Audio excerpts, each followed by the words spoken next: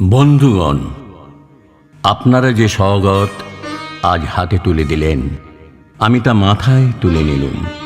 আমার সকল তনু মন প্রাণ আজ বীণার মতো বেজে উঠেছে।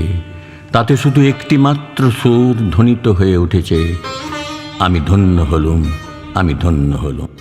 আমায় অভিনন্দিত আপনারা সেই দিনই করেছেন যেদিন আমার লেখা আপনাদের ভালো লেগেছে। বিংশ শতাব্দীর অসম্ভবের সম্ভাবনার যুগে আমি জন্মগ্রহণ করেছি। এই অভিযান সেনাদলের তুর্য বালকের একজন আমি। এই হোক আমার সবচেয়ে বড় পরিচয়। আমি এই দেশে, এই সমাজে জন্মেছি বলেই শুধু এই দেশেরই, এই সমাজেরই নই, আমি সকল দেশের, সকল মানুষের। কবি চায় না দান, কবি চায় অঞ্জলি, কবি চায় প্রীতি। কবিতা আর দেবতা সুন্দরের প্রকাশ। সুন্দরকে স্বীকার করতে হয়, যা সুন্দর তাই দিয়ে। সুন্দরের ধ্যান, তার স্তবগানই আমার ধর্ম। তবু বলছি, আমি শুধু সুন্দরের হাতে বীণা, পায়ে পদ্মফুলি দেখিনি, তার চোখে চোখ ভরা জলও দেখেছি। শ্মশানের পথে, গোরস্থানের পথে তাকে ক্ষুধাদীর্ণ মূর্তিতে ব্যথিত পায়ে চলে যেতে দেখেছি। যুদ্ধভূমিতে তাকে দেখেছি, কারাগারের অন্ধকূপে তাকে দেখেছি, ফাঁসির মঞ্চে তাকে দেখেছি। বিদ্রোহী বলেই আমাকে খামোকা লোকের মনে ভয় ধরিয়ে দিয়েছেন কেউ কেউ। এই নিরীহ যাত্রাকে আছড়ে কামড়ে তেড়ে নিয়ে বেড়ানোর ইচ্ছে আমার কোনো দিনই নেই। আমি বিদ্রোহ করেছি, বিদ্রোহের গান গেয়েছি, অন্যায়ের বিরুদ্ধে, অত্যাচারের বিরুদ্ধে, যা মিথ্যা কলুষিত, পুরাতন পচা সেই মিথ্যা সনাতনের বিরুদ্ধে, ধর্মের নামে ভণ্ডামি ও কুসংস্কারের বিরুদ্ধে। কেউ বলেন আমার বাণী জবন, কেউ বলেন কাফের। আমি বলি ও দুটোর কোনোটাই নয়। আমি কেবলমাত্র হিন্দু মুসলমানকে এক জায়গায় ধরে নিয়ে হ্যান্ডশেক করাবার চেষ্টা করেছি, গালাগালিকে গলাগলিতে পরিণত করার চেষ্টা করেছি। সে হাতে হাত মেলানো যদি হাতাহাতির চেয়ে অশোভন হয়ে থাকে, তাহলে ওরা আপনি আলাদা হয়ে যাবে। আমার গাঁট ছাড়ার বাঁধন কাটতে তাদের কোনো বেগ পেতে হবে না, কেননা একজনের হাতে আছে লাঠি আর একজনের আস্তিনে আছে ছুরি। হিন্দু মুসলমানের দিন রাত হানাহানি, জাতিতে জাতিতে বিদ্বেষ, যুদ্ধ বিগ্রহ, মানুষের জীবনে একদিকে কঠোর দারিদ্র, ঋণ, অভাব, অন্যদিকে লোভী অসুরের যক্ষের ব্যাংকে কোটি কোটি টাকা পাষাণ স্তূপের মতো জমা হয়ে আছে। এই অসাম্য ভেদজ্ঞানকে দূর করতেই আমি এসেছিলাম আমার কাব্যে, সঙ্গীতে, কর্মজীবনে অভদে সুন্দর সাম্যকে প্রতিষ্ঠিত করতে এসেছিলাম। আমি যশ চাই না, আমি খ্যাতি চাই না, প্রতিষ্ঠা চাই না, নেতৃত্ব চাই না।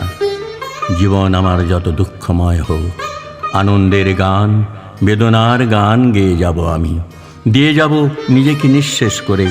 সকলের মাঝে বিলিয়ে, সকলের বাঁচার মাঝে থাকবো আমি বেঁচে। এই আমার ব্রত, এই আমার সাধনা, এই আমার তপস্যা। রবীন্দ্রনাথ আমাকে প্রায়ই বলতেন, দেখ উন্মাদ, তোর জীবনে শেলির মতো, কিটসের মতো খুব বড় একটা ট্র্যাজেডি আছে, তুই প্রস্তুত হ। জীবনের সেই ট্র্যাজেডি দেখবার জন্য আমি কতদিন অকারণে অন্যের জীবনকে অশ্রুর বরসায় আচ্ছন্ন করে দিয়েছি, কিন্তু আমারই জীবনে রয়ে গেল বিশুষ্ক মরুভূমির মতো তপ্ত, মেঘের ঊর্ধ্বে শূন্যের মতো কেবল হাসি, কেবল গান, কেবল বিদ্রোহ। আমার বেশ মনে পড়ছে একদিন আমার জীবনের মহা অনুভূতির কথা। আমার ছেলে মারা গেছে। আমার মন তীব্র পুত্র শোকে যখন ভেঙে পড়ছে, ঠিক সেই দিনই, সেই সময়ে আমার বাড়িতে হাসনু হানা ফুটেছে। আমি প্রাণ ভরে সেই হাসনু হানার গন্ধ উপভোগ করেছিলাম। আমার কাব্য, আমার গান, আমার জীবনের অভিজ্ঞতার মধ্য হতে জন্ম নিয়েছে। যদি কোনো দিন আপনাদের প্রেমের প্রবল টানে আমাকে আমার একাকিত্বের পরম শূন্য থেকে অসময়ে নেমে আসতে হয়, তাহলে সেদিন আমায় মনে করবেন না আমি সেই নজরুল অনেক দিন আগে মৃত্যুর খিড়কি দুয়ার দিয়ে পালিয়ে গেছে। মনে করবেন পুণ্যত্বের তৃষ্ণা নিয়ে যে একটি অশান্ত তরুণ এই ধরায় এসেছিল, অপূর্ণতার বেদনায় তারই বিগত আত্মা যেন স্বপ্নে আপনাদের মাঝে কেঁদে গেল। যদি আর বাঁশি না বাজে, আমি কবি বলে বলছি নে, আমি আপনাদের ভালোবাসা পেয়েছিলাম, সেই অধিকারে বলছি। আমায় আপনারা ক্ষমা করবেন, আমায় ভুলে যাবেন।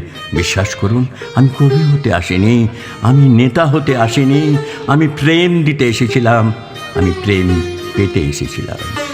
সে প্রেম পেলাম না বলে আমি এই প্রেমহীন নীরস পৃথিবী থেকে নীরব অভিমানে চিরদিনের জন্য বিদায় নিলাম।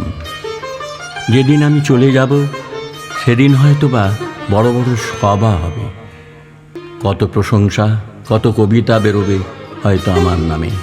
দেশপ্রেমিক, ত্যাগী, বীর, বিদ্রোহী বিশেষণের পর বিশেষণ টেবিল ভেঙে ফেলবে থাপ্পড় মেরে বক্তার পর বক্তা। এই অসুন্দরের শ্রদ্ধা নিবেদনের শ্রাদ্ধ দিনে বন্ধু, তুমিই যেন যেও না। যদি পারো চুপটি করে বসে আমার অলিখিত জীবনের কোনো একটি কথা স্মরণ করো। তোমার ঘরের আঙিনায় বা আশেপাশে যদি একটি ঝরা পায়ে পেশা ফুল পাও, সেইটিকে বুকে চেপে বলো, বন্ধু, আমি তোমায় পেয়েছি। তোমাদের পানে চাইয়া বন্ধু আর আমি জাগিব না। কোলাহল করি সারাদিনও মান, কারো ধ্যান ভাঙিব না। নিশ্চল নিশ্চুপ আপনার মনে পুরিব একাকী গন্ধ বিদুর ধূপ।